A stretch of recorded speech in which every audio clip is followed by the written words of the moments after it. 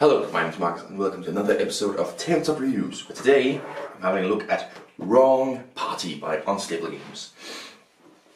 A small box game and another one of the pre-orders from 2021. Let's get it to the table and set up and play it. Alright, let's get it set up here. If I can get it opened. Start with that one. There's some scoring, I can use that a little bit later. I recommend having that one close by for the scoring. Well, starting off with, how do I fold this one out? There we go. The points chart. Bam! Hilly. Alright. And then bringing out the decks of cards. Here you have two different decks of cards, marked by a colored background and a all black background. Get into the difference of them. Anyways. And then you can choose your player colors to start off outside the board. So let's say there is red, yellow and purple. Bam! We're ready to play the game. Let's move this up this side. So this right here is your party theme. This is important for any kind of extra bonus you might get. Bam!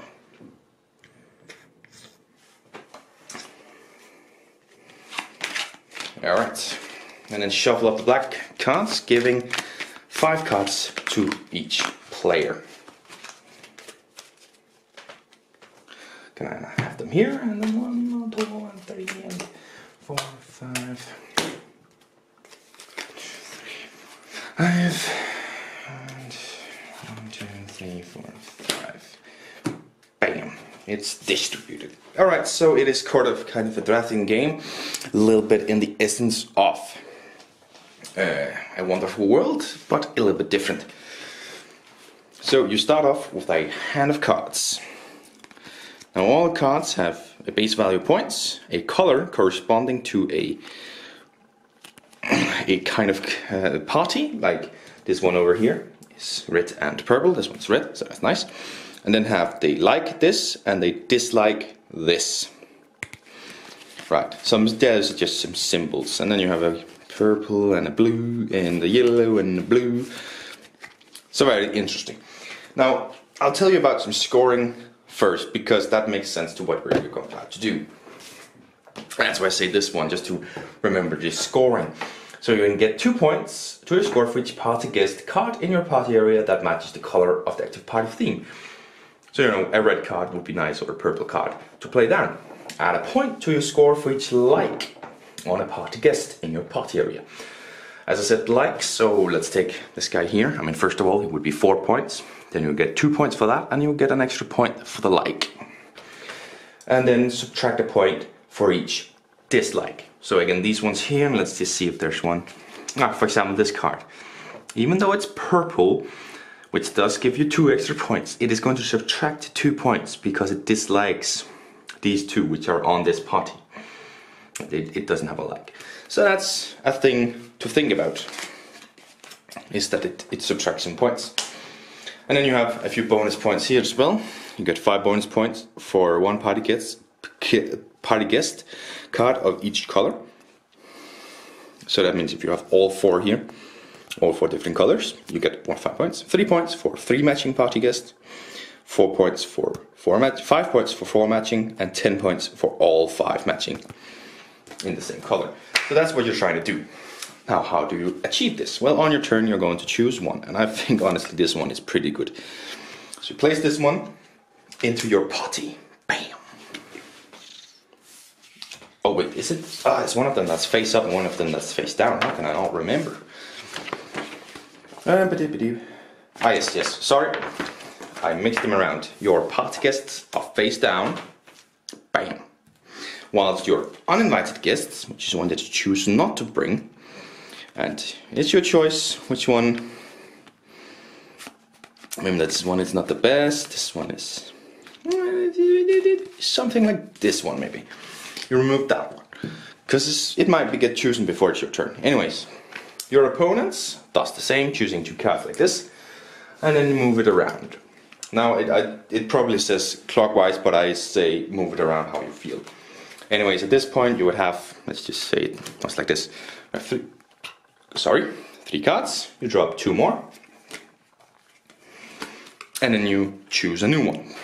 You continue like this until you have 5 face down cards here in front of you.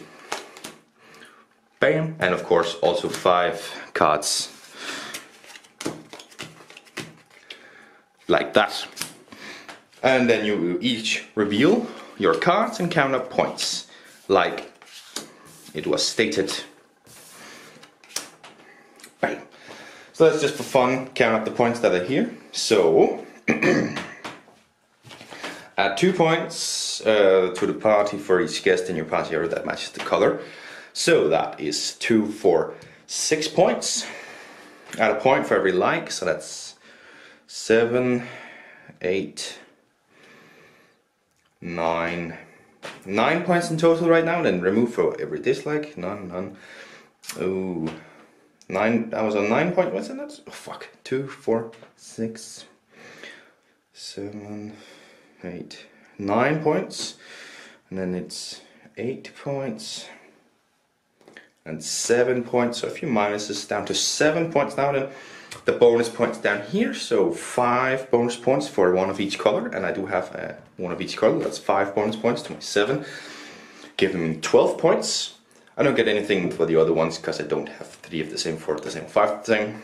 Anyways, I'm on 12 points. Let's add the points of these ones, which is 12, 14 plus 8, that's 22, 26, 27 points for this one. I'll grab my thing then and move it up to 27. And then you would continue on till someone reaches 100. The first one to reach 100 wins. And that's the gist of this simple drafting game. I did say A Wonderful World just because the drafting method reminds me a lot of A Wonderful World, but you might disagree. Anyways, let's get to the table and talk about my final thoughts. And there we are, that is the setup and the gameplay of this. Now let's talk about it. Let's talk about the gameplay. The gameplay is of course drafting. It's kind of card drafting. I think that immediately sprung to mind when playing this one, and It's a Wonderful World is the comparison. You have the amount of cards that you're passing around. Difference is in It's a Wonderful World, you don't refill as you go. What you do in this one every turn, so you have 5 and 5, and then you reveal. I probably glossed over some things in the overview, but that is sprung into mind that it was this kind of card drafting game. Maybe also reminiscent of Bunny Kingdom. These are the card drafting games that I've played, and just with all of these other card drafting games, I think this one works better at more players. Where you pass it around a bit more, and and there are more players to interfere, so it's not just like, okay, I'm sending 3 on, one of them I'm gonna get back. Well, no, you're gonna move them around. So definitely one that works better with more players, but that's not yet. Anyways, but the gameplay is very similar. This drafting game, and then trying to create some combos or some extra points through the deck. A challenge is of course remembering what your first card was. Once you gotta put down your 4th card. I have played one where I put down 4 reds from 2 to 5 because the 4th number 1 was also a red. I completely forgot that it was a purple. Just as an example. Just remembering that, and of course you can put down a tactic and say, okay, I've got this card to change it to yellow or whatever. But if someone changes before, after you, then well, you can't do anything. So there's a few things, but it is very much the Unstable Games formula of a very simple game that is living off of the artwork and a very simple, fun gameplay. And the gameplay, as I say, is simple and very fun. I do like it, just passing along and drawing up more cards and drafting. And the thing of you showing what you don't want, and people are okay, interesting, and powers revealed in one. It's very simple, but it's very fun. I found it very, very fun to play. That's basically all I can say about the gameplay. The components. So the components is a main board and then cards. And the main board is, I remember back for Tic Tac KO, it was paper you folded out, which was terrible. This is just a fold out board. It's nice, it's very thin, but it's nice, it folds out and stays there. Then you have the little hats you're moving around along. I suppose those kind of party hats are spread out in the United States. It's not very much here in Denmark, but they look kind of cute and nice on the table. And the cards are the quality that I expect from unstable games. Nice, high quality, and of course, artwork is the same, fun, cutesy artwork. Love it. It's really unstable games really has a great time of this artwork. Of this artwork, that's why you want one of the games. But this, but the components are at the level that you want, and the board is a board, not a paper you fold out. It's terrible. So that works really. Theme-wise, I don't know what the theme is. I mean, wrong part. The theme is parties, and it portrays that very well with the cards. There's not a lot of theme. There's just also when we play it, we don't say like, "Oh, it's a red pattern." It's red. It's red, or it's blue, or yellow, or purple, and then you have the symbols you like or dislike. There is not a lot of theme in it, but wonderful artwork still. So yeah, theme-wise is not really there. Anyways, does it lie to you? It says right here on the box, 2 to 5 players, 12 and up, 30 to 60 minutes. It's funny that this says 12 and up, right? This very extremely simple card drafting game says 12 and up. Other games that are more difficult than this says 8 or 10 and up. That's a bit fun, right? Like I'm looking over on Here to Slay and Have Little Dinosaurs, which is 10 and 8 respectively, and this is 12. If you watched Here to Slay and Have Little Dinosaurs is to come, you'll realize this game is a lot easier than either of those games, but this game is 12 and up. A bit weird on that one. You can go lower, it's very simple. 30 to 60 minutes, fairly accurate. It depends on how much time you do take to draft, of course. Because it can be a little bit like, oh, which one am I gonna choose? Sometimes it's very obvious, just other times just sitting there half an hour and deciding. But as I said, 2 to 5 players, it's better at higher player counts. 4 or 5, that's where it's really good. 2 and 3 is still good, it's a fun game. But 4 and 5 is where it's at. That's where you want to play this game at higher player counts. That's where it's at. So, the final score for this game. We're sprinting through this one. I'm gonna give it a 7 out of 10. It's a 7 because it's not just meh, which is like 5 or 6, right? It's not meh.